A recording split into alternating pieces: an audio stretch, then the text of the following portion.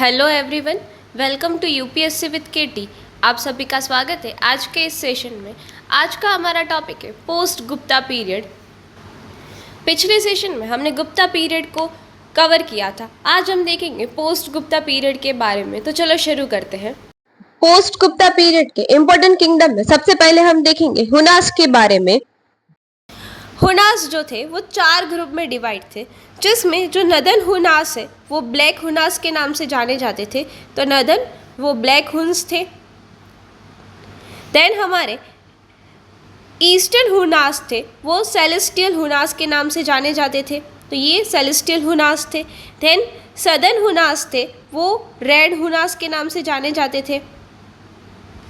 And then हमारे western Huns जो है वो वाइट हुनास के नाम से जाने जाते थे। सो हुनास जो है वो 4 ग्रुप में डिवाइड थे, northern, southern, eastern and western. Northern black Huns के नाम से जाने जाते थे, सदर्न रेड हुनास के नाम से जाने जाते थे, ईस्टर्न सेलेस्टियल हुनास के नाम से जाने जाते थे और वेस्टर्न जो है वो वाइट हुनास के नाम से जाने जाते थे। वेस्टर्न हुनास जिन्होंने गुप्ता एम्पायर को इन्वाइट किया था ड्यूरिंग कुमार गुप्ता के टाइम पे वेस्टर्न हुनास ने गुप्ता एम्पायर को इन्वाइट किया था। इसके अलावा भितारी पेलर इंस्क्रिप्शन में हमें मेंशन मिलता है कि स्कंदगुप्त ने हुनास को हराया था। और इसके बाद स्कंदगुप्त के डेथ के बाद हुनास ने सक्सेसफुली इंडिया में अपना इन्वेंशन किया था। अंडर, ये भी हमें याद रखना है कि किसके अंडर, अंडर मिहिरकुला। तो ये हमें याद रखना है कि मिहिरकुला के अंडर स्कंदगुप्त की डेथ के बाद हुनास ने जो है वो इंडिया में इन्वेंशन किया था। और मिहिरकुला ने जो है अपना कैपिटल कौन सा रखा था, तो ये भी हमें याद रखना है कि उसका कैपिटल कहाँ पे था, तो सियालकोट में कैपिटल था। तो हुनास का कैपिटल इंडिया में कौन सा था, सियालकोट। नाउ हुनास के ओरिजिन की बात करें तो central Asian tribes known as Hephthalites, और इन्होंने तोरामन एंड मिहिरकुला के अंडर इंडिया में जो है वो रूल किया था, नॉर्थ इंडिया में रूल किया था। और जो मिहिरकुला है उसके अंडर जो रूल किया था तब उसका कैपिटल कौन सा था, तो ये भी हमें याद रखना है कि उस टाइम पे उसका कैपिटल था सियालकोट। एंड जो तोरामन है, तोरामन को स्कंदगुप्त ने हराया था और इसका मेंशन हमें भितारी पिलर इंस्क्रिप्शन में मिलता है, तो ये भी हमें याद रखना है। इसके अलावा अगर हम इसके एडमिनिस्ट्रेशन की बात करें तो यहाँ पे स्ट्रॉन्ग एडमिनिस्ट्रेशन सिस्टम देखने को नहीं मिलती थी। Rule was mainly based on military power, then local chief were left in control after playing tribute. अगर हम यहाँ पे इकोनॉमी की बात करें तो हुनास ने कोई इकोनॉमी में ज़्यादा डेवलपमेंट नहीं किया था, तो इसके कोई एविडेंस हमें नहीं मिले हैं, तो no evidence of developed economy. अगर हम इसके आर्ट एंड कल्चर की बात करें तो they were not great patron of art. Mihirakula was Shaivite. Their invention caused decline in urban life and trade. Now अगर हम इनके रूल की बात करें तो हुनास ने इंडिया में तकरीबन 30 ईयर तक अपना रूल चलाया था। तो रूल कितने टाइम पीरियड तक किया था इन्होंने, तो 30 ईयर तक इन्होंने इंडिया में रूल किया था। नेक्स्ट हम देखेंगे मैत्रकास के बारे में। मैत्रका गुजरात में, सौराष्ट्र में भद्रकास के द्वारा मैत्रका डायनेस्टी का फाउंडेशन हुआ था। They were feudatories under Guptas and initially and later become independent. तो वो गुप्तास के फ्यूडिटरीज थे एंड बाद में वो क्या हुआ, इंडिपेंडेंट रूल करने लगे। अगर हम मैत्रका डायनेस्टी के इम्पोर्टेंट रूरल की बात करें भद्रका, ठीक है, फर्स्ट हम किसके बारे में बात करेंगे, भद्रका के बारे में। भद्रका जो मैत्रका डायनेस्टी के फाउंडर माने जाते हैं, इन्होंने वल्लभी को अपना कैपिटल बनाया था।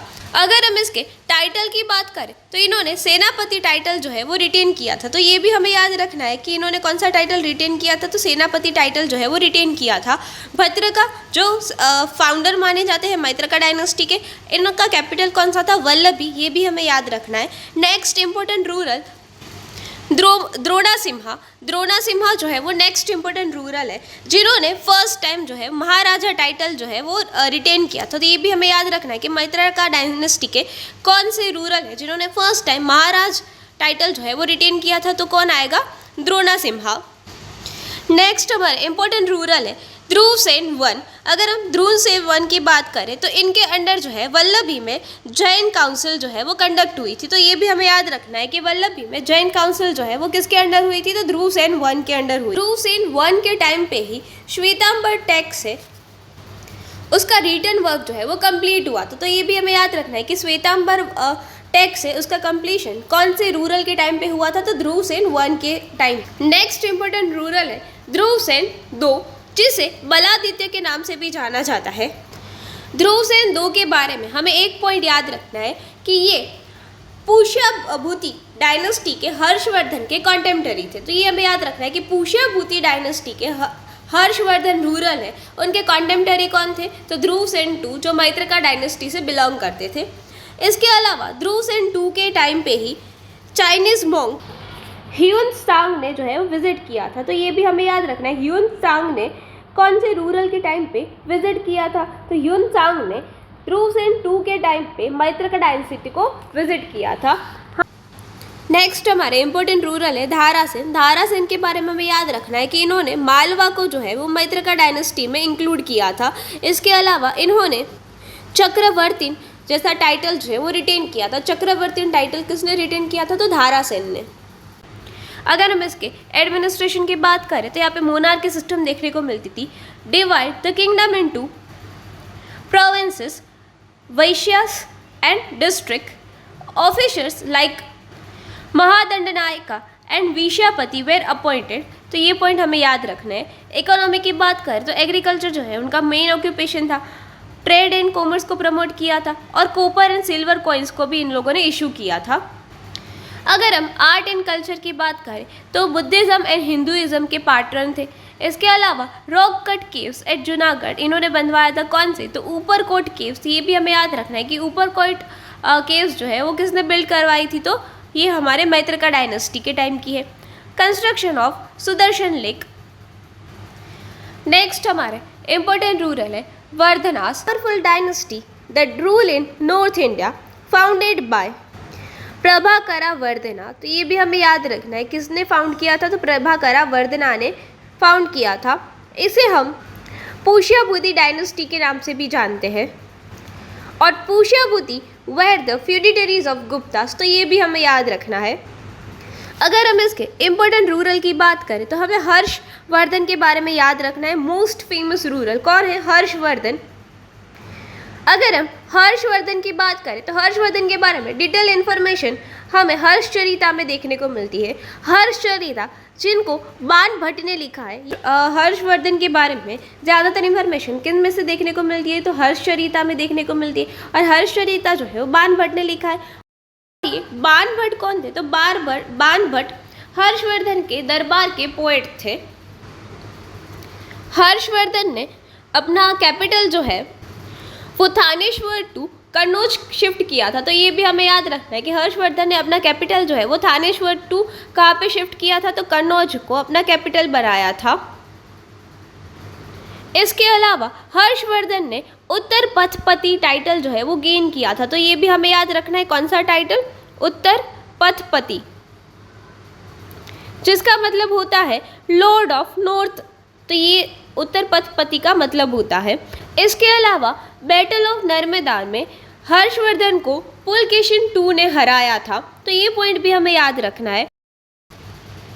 इसके अलावा ह्यूएन सांग ने हर्षवर्धन के अंडर कन्नौज में बुद्धिस्ट असेंबली जो है उसको ऑर्गेनाइज किया था। और ह्यूएन सांग ने अपनी बुक में हर्षवर्धन के जस्टिस को अप्रिशिएट किया है। इसके अलावा अगर हम हर्षवर्धन के एडमिनिस्ट्रेशन की बात करें तो monarchy with the well organized administration, king was the supreme authority, divide the kingdom into bhuktis, vishayas and patalas. Important officers की बात करें तो महाशंदीय विग्राहिका, महादंड नायका एंड कुमारात्या जो है इनके इंपॉर्टेंट ऑफिसर्स थे। इकोनॉमी की बात करें तो एग्रीकल्चर जो है वो मेन सोर्स था। डेवलप ट्रेड एंड कॉमर्स देखने को मिलता था। And gold coin issue bye Harsha, तो हर्षवर्धन ने गोल्ड कॉइन भी इशू करवाए थे।